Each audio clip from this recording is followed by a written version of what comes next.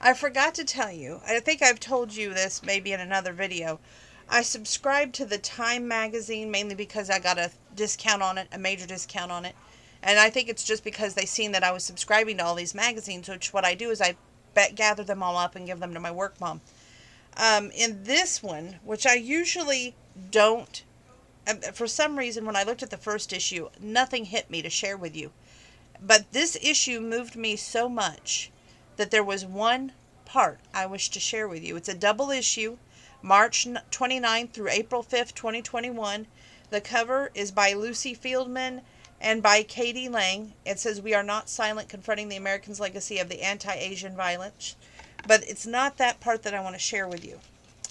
We're going to open it up, and the part I want to share with you is the View, and it's called Essays. Society.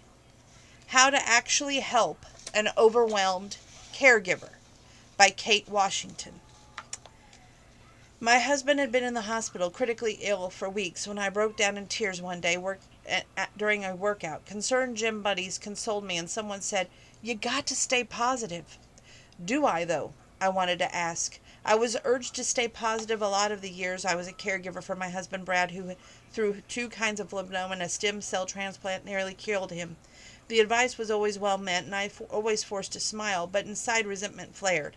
I was left mad, even though I had gone to the gym to keep up with my self-care, following the other advice often given to caregivers. You have to take care of yourself. I bristled at that, too.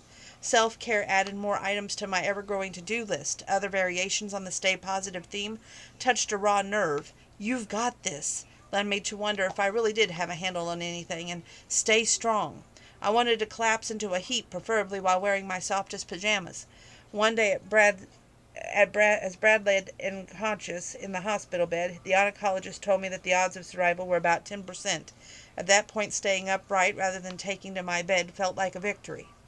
It seemed inconceivable that I might become much less stay positive. American culture exerts enormous pressure toward the positivity expressed most famously by Norman Vincent Peale from 1950's bestseller The Power of Positive Thinking. Recent years have been a backlash from Barbara Endlich's incisive bright-sided to the growing recognition of toxic positivity, the insistence of being an upbeat attitude which can invalidate a person's experience, leading to guilt, anger, and increased stress. So what does help? When a friend or family member is in the thick of caregiving or any crisis, first offer space for the full range of emotions on their terms. This immense power is simple text calling or a friend, telling them that you're there, particularly if you add the magic phrase at the end, "No need to respond." When I was overwhelmed, keeping up with communication was tough, and I appreciated friends who explicitly took the pressure off. I knew they saw and I could handle my real experience, often harried, sometimes far from positive.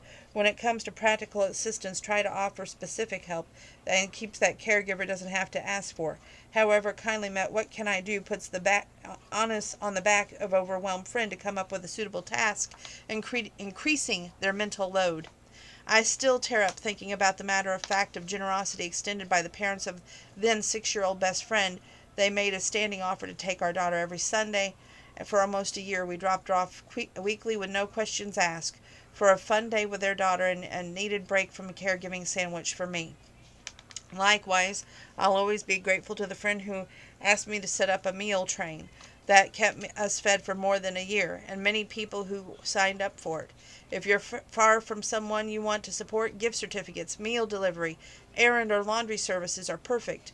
Or you can tailor your own help even more, as one friend did after I told her that chemo-related taste changes made Brad unable to tolerate metal utensils.